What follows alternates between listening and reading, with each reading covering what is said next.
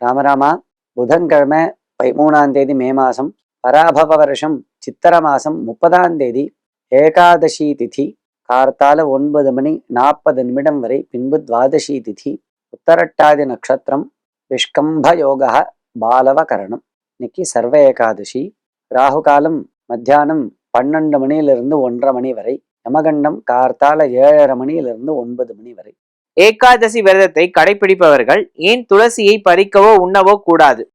துளசி அப்படிங்கிறது மகாவிஷ்ணுவனுடைய பத்னி.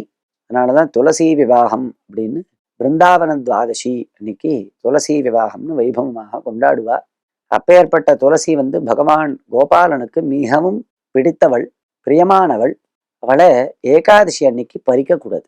துளசியை குறிப்பிட்ட நாட்கள்லாம் துளசியை பறிக்கக்கூடாதுன்னு சாஸ்திரம் சொல்றது. இதுல ஏகாதசியில துளசியை பறிக்கக்கூடாதுன்னு நிஷேதம் இருக்கு. அதே மாதிரி துளசியை சாப்பிடவும் கூடாது. ஏன் அப்படின்னா, சாப்பிட்டுட்டா இவன் ஏகாதசி விரதத்துக்கு பங்கம் வந்துடும். துவாதசி அன்னைக்கு தான் துளசி தீர்த்தம் சாப்பிடணும்.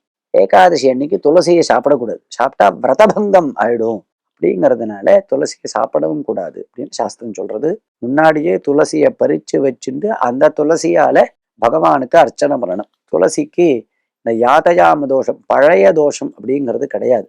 முதல் தசமி அன்னைக்கே துளசியை பறிச்சு வச்சுட்டு ஏகாதசி அன்னைக்கு துளசியினால பகவானை அர்ச்சனை பண்ணலாம். ராமராம்.